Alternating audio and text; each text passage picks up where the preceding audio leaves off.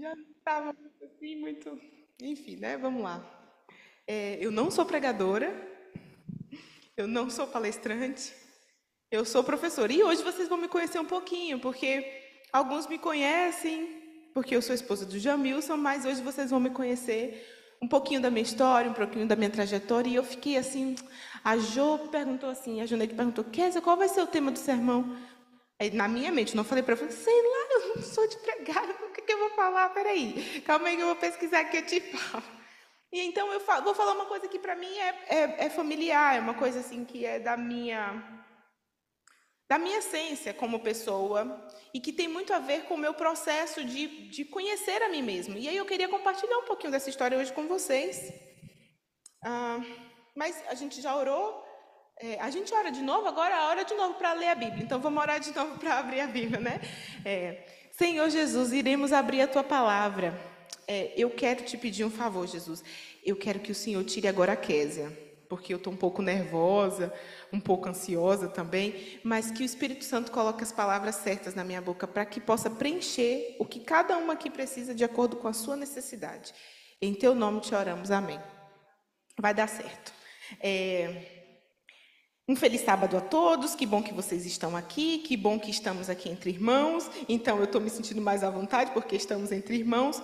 E eu escolhi o tema de hoje, Empreendendo com propósito, a plenitude do feminino num mundo fragmentado. Eu mudei ontem à noite, porque é uma coisa e eu mudei para outra. O mundo está muito fragmentado, e aí eu queria fazer um estudo rapidinho assim com vocês. Eu sou extremamente falante, então, Jô, vai me dando um toque assim, porque senão a gente vai ficar aqui a tarde inteira e eu nem sinto que passou uma hora. Para mim vai passar 20 minutos. Eu sou falante no mundo, só Jamilson sabe. Ai, meu Deus. Ai, ai, ai. E o mundo, a gente está vivendo num mundo fragmentado, todo mundo sabe disso. Eu sou milênio, mas aqui a gente tem geração baby boomers, a gente tem geração X, a gente tem alfa, tem geração beta também, a gente tem todo tipo de geração. Então, o Espírito Santo é que faz cada um entender de acordo com a geração. Mas algumas pessoas que são das gerações baby boomer, geração X, com certeza viu o mundo mudar. Então, tudo é muito diferente hoje, né? Em 1920, houve a ascensão da mulher no mercado de trabalho, porque até então as mulheres teve a revolução, por isso que, né, tem o Dia Internacional da Mulher. Houve uma revolução na Europa, porque as mulheres eram domésticas, elas trabalhavam dentro de suas casas, cuidando dos seus maridos, elas não trabalhavam para trazer recursos para dentro de casa. Só que a Revolução Industrial obrigou as mulheres a saírem de casa para ajudar os maridos a trazer o mantimento, porque eles queriam pagar menos aos homens, porque eles pagavam mais, porque as mulheres não trabalhavam, então eles queriam pagar menos aos homens. Na verdade, pagou o mesmo salário dividindo para dois. E as mulheres, não, uhul, vamos lá, nós também queremos nossos direitos. Coitados, os homens só ficando ricos, tendo duas mãos de obras, pagando o preço de um. Mas aí, enfim, isso aí é conversa para outro momento. Então, a mulher entra no mercado de trabalho. Por que a mulher entrou no mercado de trabalho? E o que a Bíblia fala sobre isso? Qual é o propósito de Deus? Enfim, tudo mudou e nós temos que nos adaptar. Nós não deixamos de ser cristãos porque a mulher entrou no mercado de trabalho. Tem alguma coisa para eu poder ficar passando? Ou eu vou falando para vocês, vocês vão passando? Vou falando, né? Então, vamos lá. Eu botei by Holy Spirit porque não vai ser eu que vou falar. Então, eu só falei assim, ai, Jesus, por favor, Espírito Santo, me dá o que você quer que eu fale. Então, não fui eu, tá? Então, o Espírito Santo vai falar com vocês. Pode passar. Eu queria falar um pouquinho de storytelling para vocês, da minha história. Agora vamos ver a capa do Batman. Alguém sabe o que é a capa do Batman? Sabe por que o povo chama capa do Batman? Porque a capa do Batman é tão fina. E aí estão as capas do Batman. Eu e o Jamilson, nós éramos a capa do Batman. Gente, que saudade dessa época. 50 quilos, 49 quilos, de tão seca que eu era. Ai, meu Deus, nós morávamos... Essas fotos, gente, são as fotos da gente no internato. Isso aqui foi a festa da amizade que tinha. Parece que tinham 40 anos, mas eu só tinha 15. As pessoas eram muito diferentes naquela época. Não tem tanto tempo assim. Essa foi a minha turma do primeiro até o terceiro ano. Nós estudamos juntos o ensino médio inteiro. E aqui foi um dia que a gente foi na casa de um professor nosso, ele fez uma confraternização. Eu e Jamilson morávamos lá no internato, Jamilson fazia teologia e eu estava terminando o ensino médio. Aquela foto ali em cima, que estamos mais elegantes, foi a festa dos namorados. Né, internato. Não, pode passar não, deixa aí que o povo está gostando. E aí, aquela outra... Eu tenho uma memória de elefante, então, qualquer coisa que aconteceu na minha vida, dos 3 anos até hoje, eu lembro exatamente dos detalhes. Eu sei que isso aqui foi num sábado, e que o pastor Rodrigo Silva estava fazendo a semana de oração lá. Eu tinha 16 anos naquela foto, eu ainda lembro disso. Eu lembro de tudo, tudo. Pode ir passando, irmão. Aqui, aí a gente sai do internato, Jamilson se forma, eu continuo a faculdade, porque Jamilson estava à minha frente, né? E eu virei professora, eu terminei a faculdade, aí eu virei professora, ali foi Tem uma bolinha ali, eu já não era tão capa do Batman, eu já vi que já fiquei um pouco mais bolinha, né? No internato a gente passa por brincadeira, a gente come bem, mas... Enfim, quando a gente sai do internato, a gente quer comer o planeta. E ali, aquela foto foi a formatura da minha turma do 3º ano. Eu fui a como chama? Paraninfo da turma. Foi muito legal. Eu fiquei muito orgulhosa. E aí, eu sempre fui... Eu falei isso no outro sermão. Eu sou uma alma um pouco inquieta. Eu não tenho TDAH, mas eu sou muito inquieta. Eu tenho pensamentos acelerados, eu gosto de respostas, eu tenho muitas perguntas na minha cabeça e eu gosto de ir em busca das respostas. E eu tenho uma natureza pesquisadora. E eu falei assim, eu vou terminar a faculdade, mas eu não vou fazer uma pós-graduação, eu vou fazer logo o mestrado. E aí eu fui para o mestrado, essa é a minha turma de mestrado, uma parte da turma. E eu terminei logo meu mestrado. E eu falei assim, eu preciso descobrir as coisas. Tinha uma inquietude, eu tenho ainda essa inquietude, eu quero descobrir as coisas. E eu vou para o campo de pesquisa, eu vou para a leitura e eu leio. Eu leio uns 8 livros ou mais por mês, assim, porque eu gosto de encher meu cérebro de informação. E aí o meu cunhado até brinca comigo, mas essa Kézia sabe de coisa, viu? Mas é porque eu acho que o Espírito Santo colocou isso em mim, vocês vão entender o porquê. E aí nós nos casamos, Jamilson virou pastor, nós só tínhamos o Gustavo. Nós trabalhamos duramente no ministério. Isso aí foi no mesmo período. Eu era professora, esposa de pastor, professora, e estudava também. Pode passar? Não tem mais foto não, que vocês gostam do babado. Vocês gostam do babado, eu sei disso. E aí agora a gente começa... introduzindo com a palavra de Deus. O que tudo tem a ver, essa história toda que eu contei com esse... Eu coloquei essa tríade aí porque um livro, quando eu li na época do internato, eu tinha 15 anos, A Dama, Seu Amado e Seu Senhor. É um livro, vocês já devem ter lido esse livro. Eu queria que a gente abrisse a nossa Bíblia em Provérbios todo. Tem outro microfone. Eu acho que esse microfone está falhando. Poxa, caiu.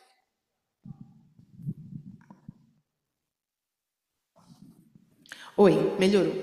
Então, esse livro ele tem uma abordagem muito, muito interessante. Vamos abrir a Bíblia em Provérbios 31. Todo mundo conhece Provérbios 31. Eu não gosto de falar muito óbvio, eu falo um pouco rápido, então se eu falar muito rápido, vocês querem devagar. Então, eu não gosto de falar o que é óbvio. E apesar de que às vezes é necessário a gente falar o que é óbvio, porque o Clarice Lispector fala uma coisa que para mim assim, é a frase da minha vida. O óbvio é tão óbvio que me causa cegueira. Olha essa frase, irmãos. O óbvio é tão óbvio que me causa cegueira. É tão óbvio que eu tenho dificuldade de enxergar o que está um palmo do meu nariz. E às vezes a gente quer criar algo tão mirabolante, mas é algo que está na nossa frente, a gente não enxerga porque é muito óbvio. Então, Provérbios 31 é o óbvio. Todo mundo aqui, quem nunca ouviu falar de Provérbios 31? Falar de mulher, a gente fala de Provérbios 31. Mas eu não quero trazer uma abordagem óbvia hoje. Eu queria que a gente se aprofundasse um pouco. Eu não gosto de conversas rasas. Então, eu vou me aprofundar com vocês e vocês vão comigo, tá bom? Por que eu escolhi o tema do empreendedorismo? Tem muito a ver com a minha vida. Meus pais eram empresários quando eu era criança. A minha mãe é muito igual a mim, assim. Eu acho que eu sou ela, um pouco dela. E ela tem essa natureza inquieta, empreendedora. E ela montou uma empresa, ela fez uma especialização e montou uma empresa de produtos naturais. E ela distribuía em todo o Nordeste, fazia esses produtos naturais. E ela e meu pai empreenderam. E a gente era muito criança e ela já me ensinou o valor do que é você conquistar as coisas. Por trabalho, por esforço, dedicação, sem se vender e sem perder seus valores. Isso nunca saiu assim da minha mente, porque a pessoa só precisa me ensinar uma coisa uma vez e fica ali, e eu não esqueço nunca mais. E ela me falava isso. E eu pedia dinheiro para ela. Ela falava assim, não vou te dar dinheiro, filha. Eu vou te ensinar como você ter o seu dinheiro. Eu tinha 8 anos. Aí ela foi, pegou 8 perfumes. Antigamente, não sei se vocês lembram, não sei na cidade de vocês, cada uma aqui de uma região diferente, mas lá no Nordeste tinha um povo que vendia assim, você tinha que vender 10 perfumes, aí você trocava aquele dinheiro por mercadorias. Urso de pelúcia, e tinha um ursão assim bem grandão, e eu queria aquele ursão. Falei, vou vender esses perfumes tudinho. 8 anos. E eu saí da minha vizinhança inteira ali, vendi os 8 perfumes em um dia. Não recebi o dinheiro. Demorei para receber, porque eu não sabia não sabia como vender, não sabia como cobrar. Aí o povo não me pagava. Ai, meu pai, mas aí foi outra lição que ela me ensinou. E eu peguei esse dinheiro, uma parte do dinheiro que eu consegui, troquei por um urso de pelúcia bem grande. E aí eu descobri, com 8 anos, como é que eu poderia me sustentar. Com a minha mentezinha de criança, falei assim, agora quando eu quiser alguma coisa, eu já sei o que eu vou fazer. E eu trouxe um pouco da minha história com esse livro, porque eu lembro de muitas lições que meus pais me ensinaram quando eu era criança. E uma das coisas que eles me ensinaram foi que eu precisava ser uma jovem cristã com valores, eu precisava me valorizar. Eu vim de uma época que as mulheres, mesmo dentro da igreja, às vezes não eram tão valorizadas. Então, mulheres não existiam cargos de liderança, não existia, até hoje, né? Não existe anciãs ainda em muitas comunidades brasileiras. Aqui já existe pastoras, mas isso ainda é um tabu que as pessoas ainda estão discutindo por conta de como a nossa história foi construída. Então a minha mãe me ensinou que eu precisava ser uma dama, entender o meu valor, que eu precisava ter uma família um dia e amar o meu esposo, respeitá-lo, e eu precisava ter Deus como meu Senhor. Essa era a minha tríade. Então, em Provérbios 31, do 10 até o versículo 31, a gente vê exatamente a narrativa dessa mulher virtuosa. Quem a achará? Eita, quem foi o sortudo? Já viu se eu for o sortudo da vez? Ai, eu sou mulher virtuosa, claro que sou. Ai, Jamilson achou. A pergunta é uma pergunta aqui, ó. Mulher virtuosa, quem achará? Jamilson. Quem mais? A irmã Jane ali, o esposo da irmã Jane já achou. Cada um aqui já encontrou a sua mulher virtuosa. E aí ele começa a dar exemplos do que é um cântico, né? Esse provérbio aqui é narrado na minha Bíblia, tem as expressões aqui em hebraico de cada verbo, a força de cada verbo. Então ele fala que a mulher ela traz alegria. No 14 diz que os navios mercantes ele traz de longe as provisões para o seu lar. Ela acorda cedo. Nesse livro ele diz que a mulher virtuosa, ela acorda e ele traz uma abordagem histórica. Ele diz assim, ela acorda cedo, ela vai até o lugar onde os navios são desembarcados e ela vai trazer, enquanto todo mundo ainda está dormindo, ela já trouxe a mercadoria para dentro de casa, já estruturou toda a sua casa, e quando o seu marido acorda junto com seus filhos, já está tudo organizado. Então ela é uma mulher que tem um raciocínio empreendedor. Como assim empreendedor? Porque todo mundo fala sobre isso hoje em dia, sobre empreendedorismo. O que é empreendedorismo? O que é empreender? A gente relaciona empreendedorismo com finanças. Tem a ver, mas não a ponta do iceberg, mas não é o contexto inteiro. E aí ele começa dizendo também, pode passar para mim, por favor? E aí eu trouxe algumas partes assim que eu coloquei em balde para a gente poder ver, olha. A dama representa a identidade da mulher, a sua autoestima. E para Deus vê essa mulher como uma mulher forte. E aí força tem a ver com muitos aspectos, tá? A gente vai falar sobre força daqui a pouco. Ela é uma mulher valiosa, força e valor. Ela tem dignidade, ela tem respeito próprio. Mas para que Deus te enxergue dessa forma, Ele já te enxerga dessa forma, na verdade Ele te enxerga sem nem você se enxergar. Nós precisamos nos enxergar também, porque Deus já me enxerga assim, Deus já te enxerga assim. Mas para que você se enxergue assim, você tem que passar por um processo de autoconhecimento. E aí é o X da questão, porque o processo de autoconhecimento é um processo que leva uma vida inteirinha. Olhar para dentro, enxergar o que é que você está reproduzindo dos seus pais. Porque, olha, aí agora eu quero falar um pouco sobre psicologia. Eu falei assim, eu sou minha mãe inteirinha, em termos de personalidade, porque muitos aspectos da minha mãe eu hoje identifico reconheço, valorizo, mas eu construí a minha própria identidade. E a gente vive em uma sociedade fragmentada porque as pessoas não sabem quem elas são. Elas vivem no automático. Levanta, acorda, toma café, sai, toma banho, vai para o trabalho, volta. Chega em casa, faz comida, prepara, arruma os filhos, bota na escola, vai para a escola. É automático. O cérebro, como dirigir.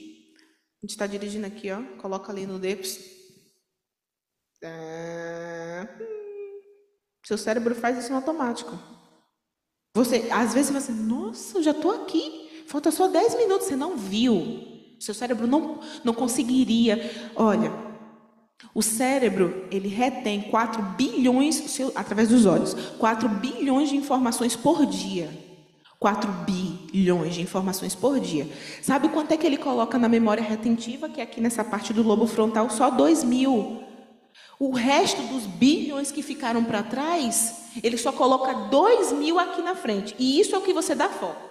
Por exemplo, vocês já ouviram essa história do carro vermelho, né? A psicologia explica o carro vermelho. Já viu a história do carro vermelho? Você viu um carro vermelho, você quer comprar um carro vermelho. Eu quero muito um carro vermelho, eu nem quero um carro vermelho. Mas eu quero muito. Você fala para o seu esposo, eu quero um carro vermelho. E aí, de repente, você sai de casa, o seu cérebro coloca dos 4 bilhões de informações no topo. E você só vê carro vermelho. Eu falo, não é possível que o planeta inteiro decidiu comprar carro vermelho? Não. O seu cérebro economiza energia. Então, os outros 3 bilhões, 900 e tantos milhões que ficaram para trás, ele descarta. Mas ele coloca lá dentro, está no subconsciente. Então, essas informações ficam lá retidas.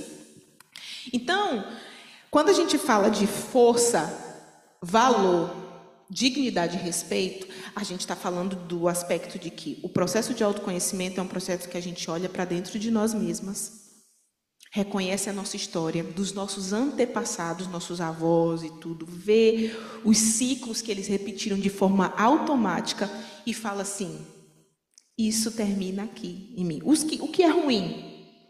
Se houve um ciclo familiar de abuso, de doenças psicológicas, de ambiente tóxico, o processo de autoconhecimento é reconhecer o que aconteceu antes e dizer assim, isso termina aqui em mim, daqui para frente eu vou construir a minha história.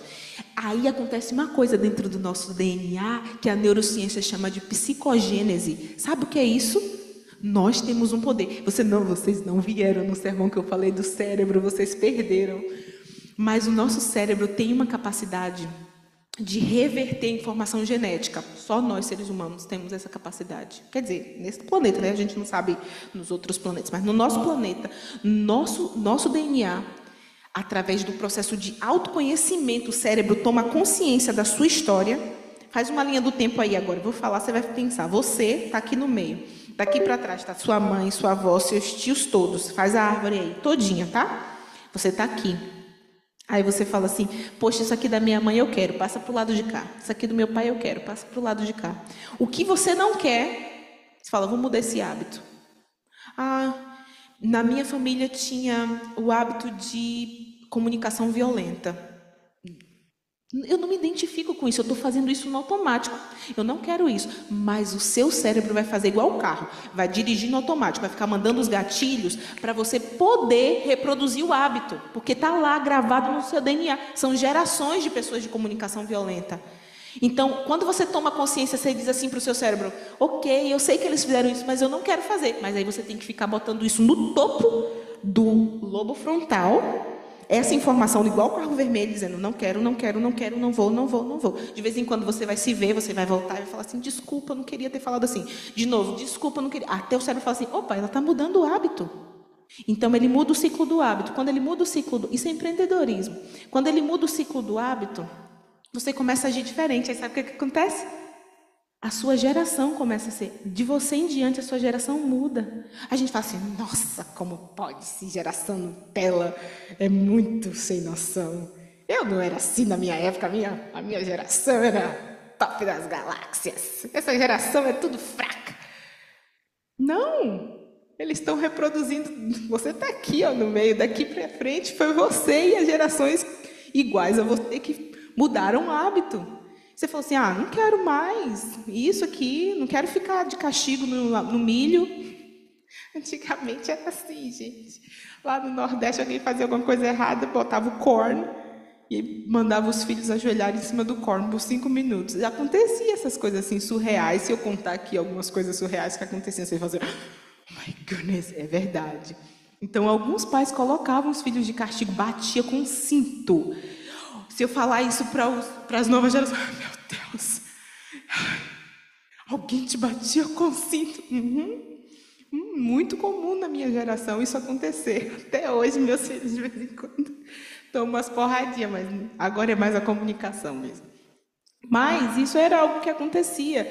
Só que a gente vai evoluindo como ser humano, a nossa mente vai mudando, aí a gente se torna forte, porque a gente rompe os ciclos de abuso, de histórias de violência doméstica, de toxicidade, a gente rompe, então a gente se torna forte psicológico, a gente dá os próximos passos, automaticamente a gente reconhece o nosso valor, então a gente diz assim, eu sou valiosa, eu tenho valor. As pessoas dizem, você não vai conseguir, você não tem inteligência, seu irmão é mais inteligente do que você, a sua prima é mais inteligente do que você, fulano de tal conseguiu, você não vai conseguir. Não, stop. Eu posso, eu vou conseguir. Então você reforça o teu valor, automaticamente quando você sabe quem você é, reconhece a tua força, o teu valor, você encontra a tua dignidade, então você começa a dizer, ser mais assertivo e dizer não para algumas circunstâncias e algumas pessoas, porque a gente tem dificuldade às vezes de dizer não, principalmente para pessoas que estão acima de nós em termos de status. E aí a gente reconhece o nosso respeito, é por isso que tem... E o que o amado faz? A gente, olha só, o Senhor, Ele trata esse relacionamento que a gente tem com Deus, ele só acontece quando a gente faz esse ciclo de autoconhecimento, que é o que eu coloquei aqui embaixo. Pode passar para mim, Gabi? Falei certinho, porque a outra eu sei que é Dani. Você acha que eu não sei? Eu trouxe uma história agora. Vocês estão conseguindo entender o que eu estou falando até aqui, né? Ok. Essa história ilustra muito bem o que é o empreendedorismo na Bíblia. E agora a gente vai falar um pouco de recursos materiais, porque a gente fala sobre empreender, a gente precisa entender que a gente precisa empreender como dama, é uma tríade, tá? Então a gente vai ficar dentro dessa tríade, como dama, como esposa e como serva. Porque a dama é seu amado e seu senhor. Então você se reconhece, se olha para dentro de você, tira as mazelas existentes, tira tudo que não funcionou da sua geração para trás e diz assim, daqui para frente vai ser diferente. Eu vou mudar, eu não preciso reproduzir esses hábitos ruins que as pessoas programaram meu cérebro para poder, esses gatilhos que as pessoas programaram para eu poder reproduzir daqui para frente. Eu vou encontrar minha dignidade, minha força, meu valor. E a parábola do talento agora fala sobre como empreender em termos de recursos, porque às vezes, você é esposa, você é mãe, eu estou na América, tenho a minha profissão, eu trabalho para uma empresa há alguns anos, mas como eu posso empreender mesmo sendo uma empregadora? Mesmo estando empregada, porque empreender não tem a ver você montar, porque hoje nas mídias sociais as pessoas estão falando que para você empreender você tem que começar o teu business, eu pensei assim, eu vou falar sobre isso no sábado, mas vocês vão entender por que eu escolhi esse tema. Acho que vocês já estão conseguindo decodificar. A gente empreende na vida. A gente não empreende só no negócio, não precisa começar um negócio para você empreender. Você empreende na tua vida, na tua estrutura, como pessoa. E é difícil, porque às vezes é too much, principalmente para as mulheres, e se não tem uma rede de apoio familiar ou conjugal, é mais desafiador, porque são muitas atribuições que a sociedade, a entrada da mulher no mercado de trabalho, não tirou da mulher o fardo ou a responsabilidade de ser mãe, dona de casa, cozinheira, enfermeira, faxineira. Não tirou. Agregou mais uma tarefa. Entretanto, também, eu não queria ficar aqui só um discurso feminista, focado só na mulher, apesar de que hoje é o Dia Internacional da Mulher, mas a mulher, com a ascensão da mulher dentro do mercado de trabalho, mudou a nossa estrutura como igreja, mudou a nossa estrutura, eu disse, em relação a cargos dentro da igreja. A estrutura da nossa igreja mudou, mas também mudou a estrutura dos esposos dos homens. Porque os homens começaram a ver que as mulheres estavam too much. extremamente sobrecarregadas. E aqui na América a gente vê um movimento que no Brasil a gente ainda não vê isso. Nós somos privilegiadas. Aqui a gente vê os homens muito parceiros, colando mesmo, assim, ajudando as mulheres a cuidar dos filhos, a levar aqui e providenciar e arrumar e organizar. A gente vê esse movimento do homem. Mas no Brasil, o machismo ainda é muito forte. Você não vê homem. Aqui é muito comum. Quando eu cheguei aqui, eu achava muito comum. Não, eu achava muito estranho ver os homens no parquinho com os filhos. Ai, que estranho! Com carrinho de bebê. Isso a gente não vê no Brasil. Homem saindo com carrinho de bebê para passear. Pode ser que em alguns lugares alguns já estejam fazendo isso, mas não é comum na nossa cultura por conta da história do nosso país, que o machismo, o patriarcalismo é algo muito forte. Aqui você vê os homens cuidando das mulheres, cuidando da família, dos filhos, sendo pai, exercendo a função. Porque pai não é só o mantenedor, o pai é o pai que, né, segura com a mulher as pontas e leva. Então, a gente tem a parábola do talento, e essa parábola para mim é tão legal, e eu trouxe o resumo dela, tá? Porque senão a gente vai ficar aqui até 2 horas da tarde. Em Mateus 25, 14 e 30, ele começa assim: o Senhor, antes de viajar, confia os seus bens a 3 servos, tá? O primeiro dá 5 talentos, era uma moeda de talento, era uma moeda de grande valor naquela época. Eu já até vi sermões de pastores falando assim: cada talento equivalia ao salário inteiro de um ano. Imagina, é como se fosse salário de 5 anos, né? Então, ele dá 5 moedas de talentos para um, ele dá 2 talentos para o outro, e para o último ele dá só uma. Cada um recebe de acordo com sua capacidade, né? Então, provavelmente, a gente tem aqui o CEO, o gerente e o empregado, né? Porque quanto mais responsável, quanto mais talento ele recebeu, provavelmente tinha a ver com a função hierárquica ali que cada um exercia dentro vamos supor, da fazenda ali do seu senhor, né?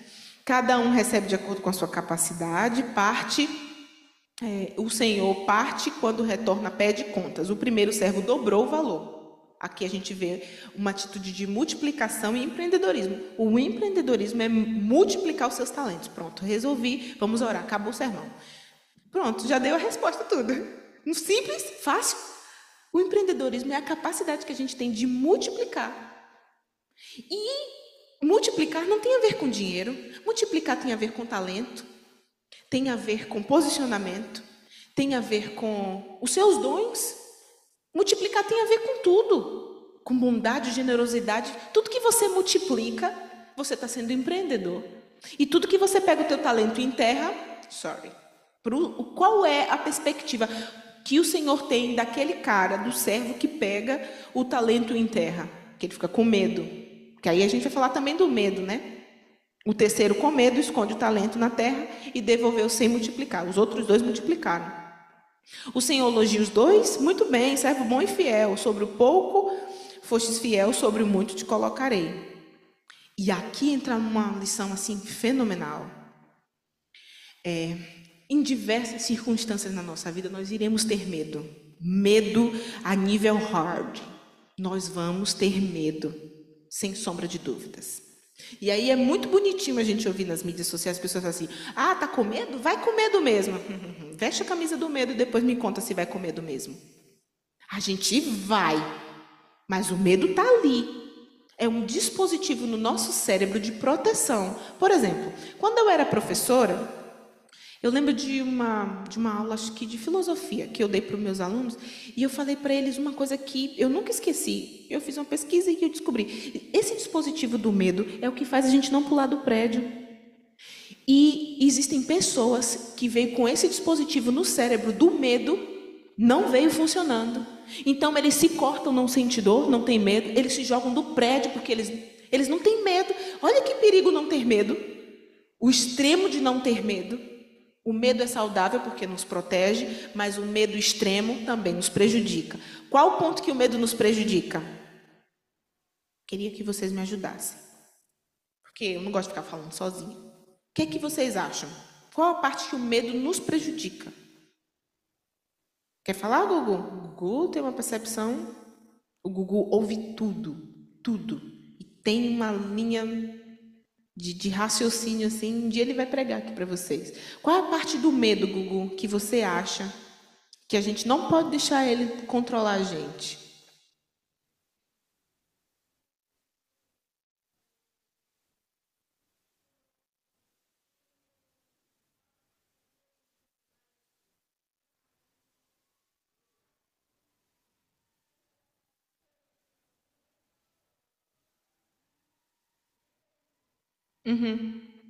Então, tem medos que protegem a gente.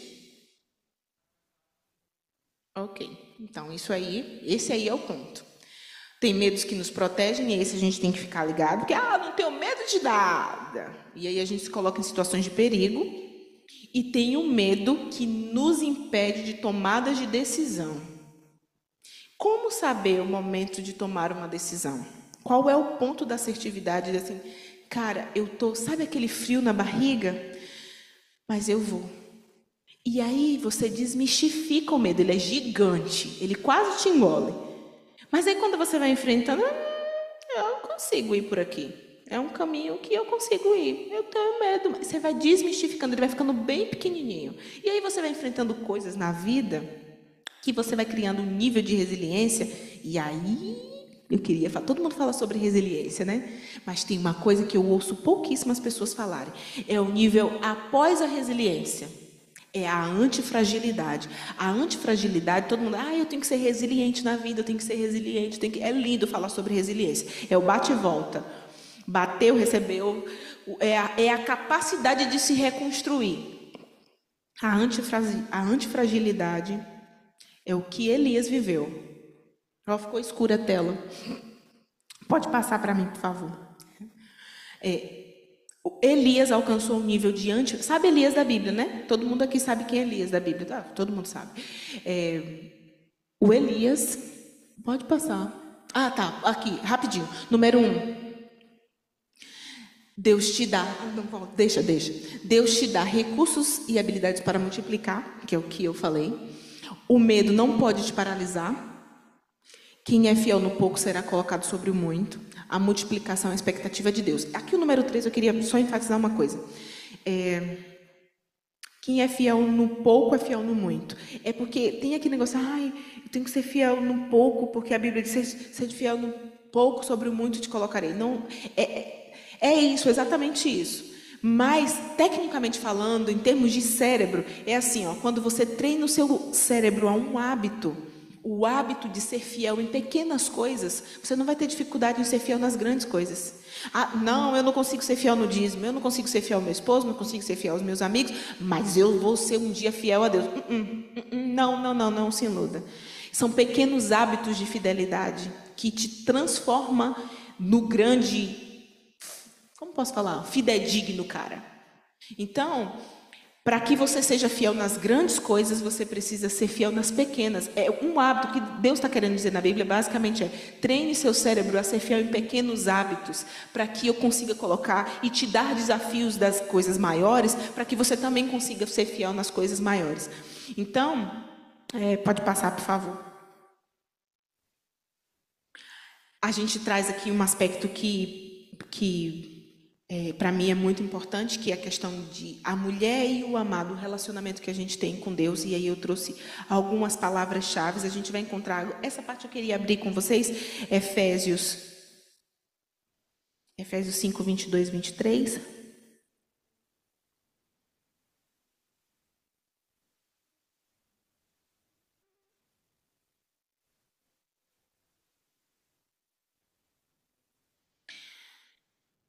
Efésios 5, 22 e 23. Esposas, sujeitem-se cada um ao seu marido como o Senhor, pois o marido é a cabeça da esposa, como Cristo é a cabeça da igreja. Ele é o Senhor do seu corpo, a igreja. Aqui é uma expressão, eu fui estudar um pouquinho, eu não sou teóloga, mas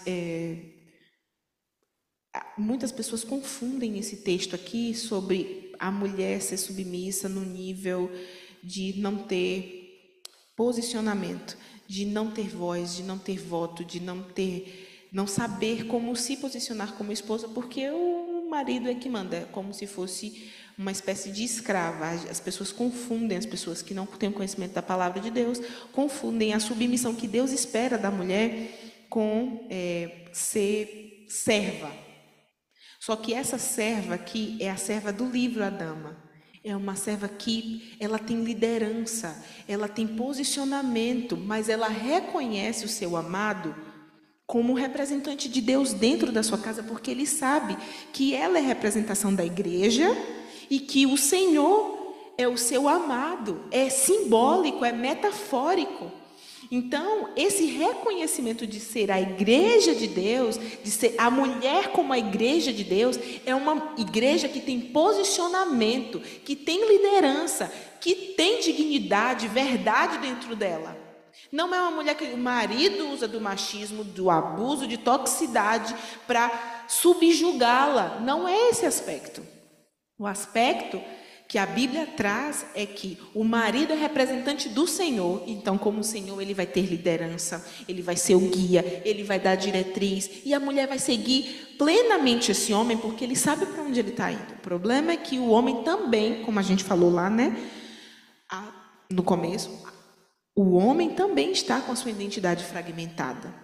Porque foram muitas mudanças que ocorreram nos últimos anos. Então, muitos homens também não sabem como se posicionar com essas mudanças. Com essa nova conjectura social que a gente está vivendo. Então, e aí? Como é ser o Senhor? Como é ser o cabeça? É com autoridade, com autoritarismo, com violência? Não tem uma cartilha, tem que ir indo lendo a Bíblia, interpretando, estudando, neurociência, ciência, pesquisadores, cristãos, lendo, para a gente ir desmistificando, enchendo a mente com conhecimento, para a gente poder compreender o que Deus quer. E olha, essa compreensão que eu estou tendo foi com base depois de muitas leituras, porque eu vim de uma geração que dentro da estrutura da igreja, a mulher não tinha posicionamento. Dentro da própria a estrutura da nossa igreja é uma estrutura, desculpa dizer, alguns vão concordar, outros não. A estrutura que ela foi formada é uma estrutura machista e Deus não espera isso. E a gente está desmistificando isso aos poucos, com leitura da palavra de Deus e com conhecimento, porque o conhecimento está se expandindo. É até perigoso falar isso, se tivesse no gravar, não, babado, meu Deus. Isso vai dar pano para a manga. Desculpa, sorry. Verdades precisam ser ditas à luz da Bíblia. A nossa igreja, a estrutura da nossa igreja. Ellen White sofreu machismo. Ellen White profetiza de Deus. Mas Deus é dos meus, ele escolheu logo a mulher. Receba, engula. Ele botou logo a mulher, falou assim, vai ser ela. Ah, Senhor! E aí, o que eles fizeram? Para silenciar os líderes da nossa igreja, homens, pastores, usados por Deus, para silenciar a profetisa de Deus, iluminada por Deus, mandou Ellen White para a Austrália. Vai-se embora, mulher. Mandou para lá. Ah, vai lá, vai pregar para os australianos. Então, Ellen White também foi vítima desse mindset, porque não estou aqui para crucificar os homens, não. Não é um discurso feminista. É como as coisas foram estruturadas. E aí agora, lembra que eu falei do autoconhecimento? A gente reconhece que foi estruturado assim. A gente diz assim, ok, obrigado por toda a contribuição que vocês fizeram até aqui, mas daqui para frente a gente vai seguir com novos conhecimentos à luz da Bíblia, da palavra de Deus. Não é um movimento feminista, nós somos as mulheres agora. Não, não é esse o ponto. O ponto é sobre o que Deus te chamou para ser. Deus te chamou para ser uma mulher forte, com dignidade, com verdade, para ser uma líder da tua casa, na tua igreja. Na tua igreja, sim. E uma pastora, sim, também, por que não? Sim, tem muitas mulheres que são chamadas por Deus, eu acredito no chamado, mas isso é um âmbito que a gente poderia discutir em outro momento, porque chamado cai no campo espiritual que tem muito a ver com quem foi chamado, quem recebeu o chamado e quem aceitou o chamado, tá? Então, se a gente ficar dentro desse parâmetro de Efésios 23, 24, o ponto que Deus quer sinalizar aqui é sobre que a mulher é uma mulher que ele convida para ser a representante dentro do seu lar, como a igreja é para o mundo. E como ele, que é o pai, que é o cabeça, o esposo tem que ter o mesmo posicionamento.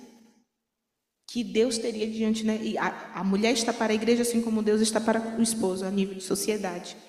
E aí a gente tem o risco do empreendedorismo, né? Porque a gente pode cair. Eu trouxe o exemplo de Priscila e Áquila, era para ser o contrário. Priscila e Áquila, eles foram extremamente generosos, eles eram empreendedores, eram um casal empreendedor, e eles engajavam a família em ações que todos os recursos que eles conseguiam, com o trabalho que eles realizavam, eles investiam na obra do Senhor. E aí a gente tem o risco do empreendedorismo, e a gente focar nossa mente no materialismo. E aí eu queria falar, eu falei para você dos valores que os meus pais agregaram à minha vida. Foram valores muito fortes, muitas coisas formaram quem eu sou hoje, mas muitas coisas eu tomei conhecimento, falei assim, obrigado, queridos, mas daqui para frente eu vou construir a minha história. A gente na vida precisa ter esses posicionamentos. Os valores em relação ao esposo, a gente precisa de repente ter o seguinte raciocínio. Eu tenho quase 20 anos de casada com o Jamilson. Não tenho 50 anos. É que eu casei jovem. Mas a gente já tem quase 20 anos de casado. E o Jamilson e eu, nós temos personalidades diferentes.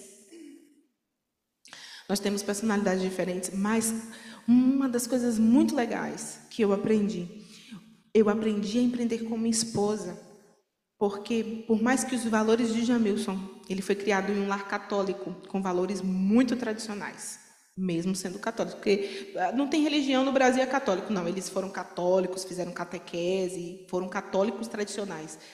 Ele tem valores, ele foi criado em um lar com valores diferentes dos meus, valores não, com crenças diferentes das minhas, porque, por incrível que pareça, ele veio de um lar católico, eu vim de um lar adventista, nós tínhamos valores similares. Respeito, empatia, compaixão, amor, tolerância. Então, encontrar alguém, e mesmo que, olha, veja, estamos falando de pessoas com personalidades diferentes. Eu tenho uma personalidade totalmente diferente da do Jamilson, mas nós encontramos a similaridade para que fosse funcional a relação. E às vezes as relações não são funcionais e há divergência, e há discussão, e há briga, porque não existe similaridade de raciocínio, cada um pensa de uma forma, ninguém. O ego é nosso maior inimigo, eu aconselho vocês a lerem esse livro, é extraordinário. E aí ninguém quer baixar a guarda porque o ego é que impera, não é você que fala, é o seu ego. Então, quando há similaridade de valor, peraí, nossos valores são iguais, a gente está lutando, não está cada um remando para um lado, estamos remando para o mesmo lugar, então a gente precisa encontrar uma similaridade de direção, mesmo você sendo diferente do seu esposo. E aí a gente vê, eu e Jamilson, a gente tem 20 anos de casada, irmã, a gente tem quantos anos de casada, irmã? Muitos anos. A trajetória, a construção desse relacionamento foi fácil? Não é, porque estamos falando de pessoas diferentes, personalidades diferentes, construção de valores em ambientes diferentes. Para encontrar uma similaridade, leva tempo. E a igreja e seu amado é igual? Quem é o amado? Oh, desculpa, e a igreja e seu Senhor? Porque nós somos a dama como igreja. E a igreja como Senhor? Quantas vezes a gente fala assim, essa igreja aqui também, viu, faz tudo errado. Como é que o povo faz isso? Como é que aquilo? A liderança disso. E esse fulano de tal está falando dessas coisas que não combinam. A gente vai divergir até a gente encontrar uma similaridade. Isso é relacionamento humano em todas as esferas religiosas, conjugal, do seu emprego. Ai, não gosto do meu chefe. Como é que ele fala assim comigo? Pensa que ele veio de um ambiente diferente de você. E se você enxergar tudo como uma relação, um ecossistema assim grandão, até você encontrar o feeling e a similaridade de raciocínio leva tempo, é construção e tem que ter paciência. E aí a gente tem os filhos, porque o que acontece? Nessa tríade, os filhos estão lá embaixo, por último. Não que eles são menos importantes, não é esse o ponto. É que você primeiro se conhece, depois, primeiro Deus está acima de tudo, né? Óbvio, mas abaixo de Deus você entra no seu processo de autoconhecimento. Quando você se conhece, se reconhece, você valoriza o seu cônjuge e encontra similaridade mesmo pensando diferente, mesmo tendo valores diferentes. Vocês encontram a similaridade e aí isso vai reverberar para os seus filhos. O que é reverberar? Você sabe por que você está ouvindo a minha voz? Que fisicamente falando, a onda do som bate e volta. Eu falo aqui, aí tem as vibrações, bate nas paredes, e aí o seu ouvido decodifica o som. É incrível isso, né? Mas isso aí não é o assunto que a gente está falando, não. Vocês já gostam de fugir do assunto, né? Nunca vi, povo, ô povo. Mas, então é isso, o seu filho vai reverberar os seus hábitos. Ah, mas isso não é fácil. Às vezes eles entram na vida adulta e a gente fala assim: Deus, por que eu não tinha a cabeça que eu tenho hoje quando eles eram teenagers? Teria feito tantas coisas diferentes. Mas entenda uma coisa: não se cobre não, bonitinhas, lindinhos, porque os maridos entram no pacote. Aliás, eles são os donos do pacote, com todo respeito aos homens que estão aqui. Mas a verdade, gente, é que criação de filhos não é sobre os filhos. E a Jane, com todo respeito à sua idade, tem muito mais experiência que eu, a Evelyn, aqui que criou filho, já tem filho chinês, a Ruth também que já está aí com os filhos chineses. Não é sobre criação de filhos. É, Ruth? É sobre criação de filhos? É sobre nós mesmos. E aí eles ficam, por que eles não estão mais na igreja? Aí a gente se cobra, porque Ellen White diz assim, que quando Jesus estiver perto de voltar no livro Educação, todas as sementinhas que você plantou, mesmo que eles estejam fora, o Espírito Santo vai germinar essa semente, eles voltarão. Aí a gente fica, eu fiz tudo certo, não, a culpa foi minha, porque eu fui trabalhar, porque eu negligenciei. Não estou falando aqui que a negligência é uma coisa boa, mas se cobre menos, minha irmã. Se cobre menos. O Espírito Santo que faz a obra. O seu papel era ser babado do seu filho, ele nem é seu. A semente que vai germinar, você não tem o poder de germinar. Você foi apenas um... Como a gente fala aqui, hein? Como é que eu posso usar? Eu queria usar uma expressão assim... não, o tubo que o Espírito Santo passa... No canal é a expressão. Jamilson falou a expressão, essa é a palavra que eu queria. Qual foi? Conduto. O conduto é tipo um tubo. Você é o tubo. O Espírito Santo que coloca a semente, ele que planta e ele que vai germinar. Não é você, pare de se cobrar. Então, já vai sair daqui hoje mais aliviada. A sessão de terapia hoje vai ser top das galáxias. Então, é o seguinte, não é sobre você, não é sobre seus filhos. Faça o que tem que ser feito. Mas é sobre você, porque quando eles crescem e vão embora, você fala assim, nossa, eu fui um ser humano muito melhor depois que me tornei mãe, porque eu aprendi muito mais do que ensinei. A gente aprende muito mais do que ensina. Eles aprendem hoje praticamente sozinhos. Agora, eles estão nos modelando. Então, nós teremos reflexo para eles, né? Pode passar, irmão. Ah, tá. Eu queria só falar essa partezinha final aqui, ó. O princípio de Pareto. Vocês já devem ter ouvido falar do princípio de Pareto, né? No empreendedorismo, é assim, 1:20. Você tem que fazer, é como se fosse assim, você tem que fazer 20 ofertas para você fechar um cliente. Tá? Mas a gente precisa descobrir a importância do que é vital e eliminar o que é trivial. E aí o processo de cobrança é menor. Porque você coloca as coisas como essenciais, traz o essencialismo, né? Aí você fala assim, não vai ser 1:20, não tem que errar 20 vezes para encontrar uma similaridade, não. Vai ser 1:1, porque você está eliminando o que é trivial. Isso aqui é trivial, isso aqui... Dinheiro é importante para a gente se manter, mas ele não é o mais importante. Ele é essencial, mas ele não é vital. Em algumas circunstâncias chega a ser trivial. Você está falando isso? Se você soubesse os bills que eu tenho para pagar, eu sei. Tenho também um monte deles lá em casa. Chega toda semana. Mas, quando você foca a tua mente no que é essencial, o resto é com Deus. Você é conduto. Pode passar, por favor, irmão. Eu já estou terminando, gente, eu prometo. Ai. E aí, qual é a sua motivação para empreender? Empreender deve ser uma forma de glorificar a Deus e servir as pessoas. Quando você multiplica seus dons e talentos, você glorifica a Deus. Aí ele fala assim, uau, servo bom e fiel, come here. come, let me give you a hug. Quero te dar um abraço, seu fofinho. Jesus fala bem assim para você, porque você, pegou o feeling do que ele queria. Você, gotcha, entende? Agora sim, é sobre isso. Ele fala, eu estou falando assim, Jesus falando para você, sacou? A gente fala em português, sacou? Agora você pegou do que eu estava querendo dizer. Então é isso, é glorificar a Deus e servir as pessoas.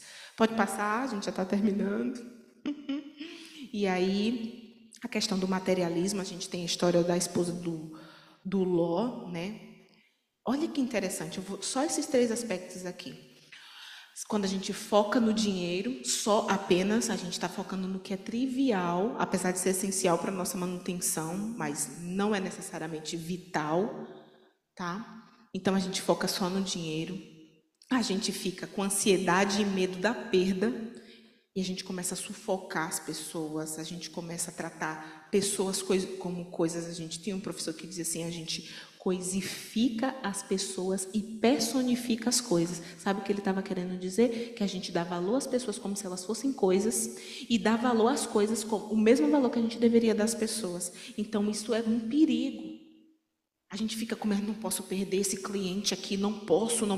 E aí, se precisar atropelar milhares de pessoas, sai atropelando, porque está focado no que é material. A superficialidade né, a superficialidade espiritual, a gente cai na questão de viver uma vida superficial, vazia, porque trabalha, conquista, os buracos vão ficando, os gaps, os spots vão ficando. Só que esses vazios, quando você, lá do começo, lembra que eu falei do autoconhecimento da tríade? Quando você está bem alinhado, que é difícil, não estou falando que é bonitinho, está lindo, está tudo lindo que eu estou falando. Na prática, a parada, o buraco é bem mais embaixo. A parada é bem mais difícil. Mas, quando está tudo alinhadinho, é mais difícil você fazer a escalada e não ficar tantos gaps, tantos buracos. E para a gente finalizar, como a gente pode evitar, então? Porque eu falei do problema. Não adianta falar do problema se eu não trouxer prováveis soluções. Lembre-se que soluções não tem a ver com a minha métrica. Tem a ver com um estudo da Bíblia. Eu trouxe a Bíblia para embasar o que eu estou falando. Tá? Então, lembre-se, tudo pertence a Deus. E aí a gente tem 1 Crônicas 29:12, que riquezas e glória vêm de ti, tu dominas sobre tudo. Em Oséias também fala, quando ele pega e fala para a esposa de Oséias, Gomer, e fala assim, do que ela está falando? Estou lendo o livro de Oséias, é bem forte. Deus está com bem raiva assim, do povo de Israel, porque eles se prostituem, sabe? Adoram outros deuses, ele dá tudo e eles abandonam a Deus. E aí Deus fala assim, Oséias, fala lá para tua esposa que tudo que ela tem fui eu que dei. E se eu decidir tirar, eu tiro tudo. É nessa pegada. Mas de forma mais tranquila, a gente falando, tudo pertence a Deus. Você só está acordado, só levantou e só veio aqui hoje porque Deus permitiu. Se você tivesse assistido o meu sermão que eu falei, nós somos um quanto no universo, um quanto. A mecânica quântica fala que o quanto é como se você desse um zoom no átomo. O átomo já não é visível aos olhos. O quanto está lá dentro do átomo. Você dá um zoom, zoom, zoom, zoom. Nós, no universo, a proporção do nosso planeta no universo, nós somos um quanto. O que isso significa? Quem somos, falando em termos populares, quem somos nós na fila do pão. Já ouviu essa expressão? Alguém já ouviu essa expressão? Tem outra expressão assim, se acha o último pacote do biscoito. Ai, gente, eu sou disléxica, eu troco tudo. Falei o último pacote do biscoito. É o último biscoito do pacote. Exatamente isso. Nós não somos nada, nós somos pó. Tem até uma música de Regina Mota que ela fala assim, somos nada, somos pó, mas o Pai nos sustém com imenso amor. Então reconheça que tudo vem das mãos de Deus. Pare de ter medo, pare de ter ansiedade. Ai, Kézia, eu não consigo. Ai, gente, lembra do óbvio que eu falei lá no começo? É tão óbvio que nos causa cegueira. O que eu estou falando aqui é o óbvio. E aí, eu estou falando para vocês, mas é porque eu faço esse exercício comigo. Ai, acalma essa mente. É o óbvio. Não é você, não é seu esforço, não é sua inteligência. Você está só sendo modelado para um projeto maior que vai acontecer. Relaxa aí, fica no teu canto. Agradeça e confia. Então, processo de gratidão. Ai, Senhor, obrigado. Não é essa gratidão, não. Ai, Senhor, obrigado pela vida, pela saúde, obrigado. Não. A gratidão é reconhecer o teu ser pertence a Deus e você, como faz parte desse todo, Deus quer que você apenas reconheça que Ele é soberano. É essa gratidão, é reconhecimento da soberania de Deus. E confie. Essa parte difícil, porque falar confiar tem a ver com a fé, que foi o sermão da fé. É como se colocasse uma venda nos olhos e falasse assim: Jane, se joga agora. Come on, Jesus. A minha fé não está nesse nível ainda. Jane, estou falando, joga agora. Mas Jesus, e se for um penhasco? Jane, mas não estou mandando. Se tiver que fazer aparecer aqui um paraquedas, vai aparecer, Jane. Se joga, vai com fé. Ai, Jesus, come on. É treino, tem que mudar o hábito do cérebro, porque para você ter fé é exercício diário, constante, até o seu cérebro falar assim: uau, Jesus, estou preparada, pode mandar que eu me jogo geral. Aí Jesus fala assim: pode ir que eu estou aqui. Então, agradeça e confie, use seus recursos para servir.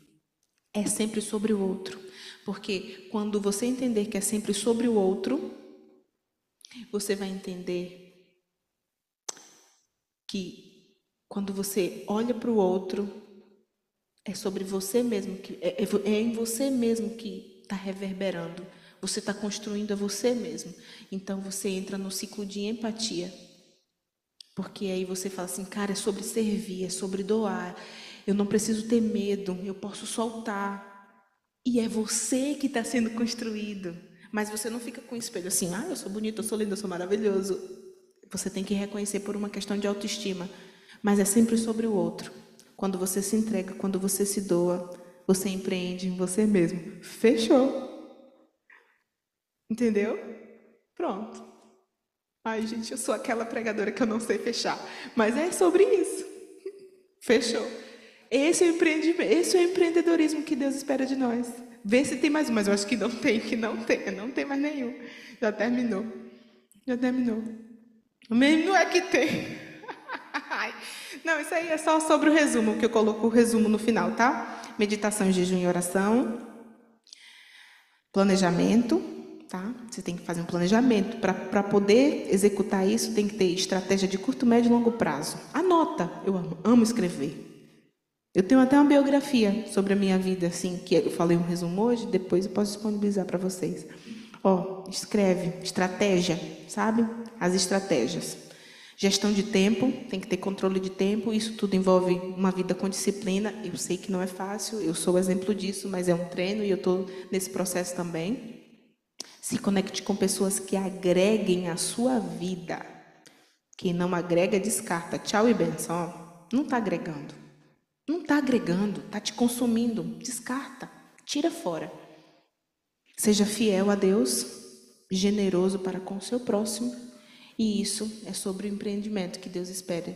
Um empreendimento com propósito. Amém. Que Deus nos abençoe.